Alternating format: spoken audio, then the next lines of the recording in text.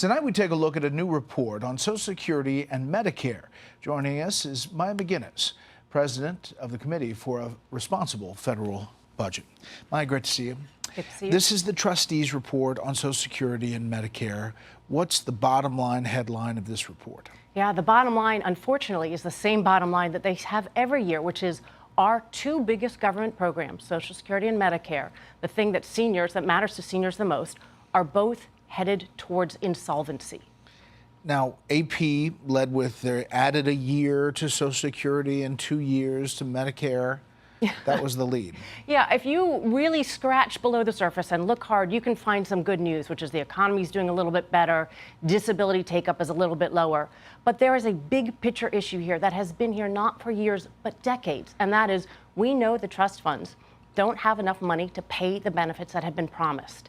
And that means when they run out in less than a decade for Social Security, if you are newly retired in Social Security, I'm talking about when you're 71 years old, there are going to be across-the-board benefit cuts of above 20%.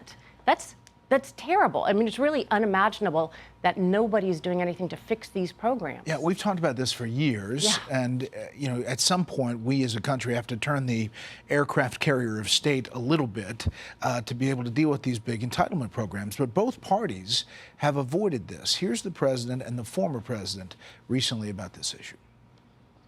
Many of my friends on the other side of the aisle want to put Social Security on the chopping block. If anyone here tries to cut Social Security, Medicare, or raise the retirement age, I will stop you. First of all, there is a lot you can do in terms of entitlements, in terms of cutting, and in terms of also the theft and the bad management of entitlements, tremendous bad management of entitlements. There's tremendous amounts of things, numbers of things you can do. So when it comes to politics, there's a lot of demagoguing to both parties hitting each other to the point where they don't even talk about it that much anymore. It's getting worse and worse. So this is both parties trying to outdo each other with promises of what they will not do to fix the system. And that's the opposite of what they should be saying. First, it's dishonest to voters and particularly to seniors. And second, it's sort of government no longer functioning. And instead of saying, hey, we have a program that has overpromised because we're living longer. There's nothing that's bad about this situation. It reflects that we're living longer. But that means you have to make changes to the program.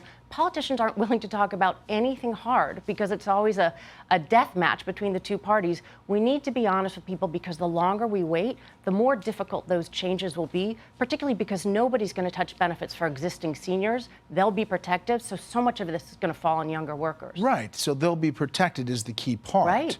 But you can change other things. The president put out a statement saying he would deal with solvency for Medicare, for example, by asking the highest income Americans to pay their fair share without cutting benefits or privatizing Social Security. I mean, we've heard that sentence for how many years, Maya? And that can be part of the solution. But guess what? If you're going to ask the richest Americans to pay their fair share to fix Social Security and Medicare, to pay for all the new programs, whether it's, you know, daycare or pre-K, to reduce the national debt, there's only so much you can do there. So again, there's all these fiscal myths out there. I promise not to do anything to fix Social Security and Medicare. I promise not to raise taxes or only raise taxes on very rich people. Promise not to cut spending. Those things don't live in the reality that we are in right now, where our debt is near record levels. Our major trust funds are headed towards insolvency. And if our political leaders don't do something about it, it's going to weaken both our economy and our national security. Yeah. It was only a few cycles ago we had candidates campaigning in front of a debt clock. Yeah. But that time has come and Talking about gone. what they would do to fix it. You don't hear that anymore. Maya, we appreciate your time. Thank you. Thanks.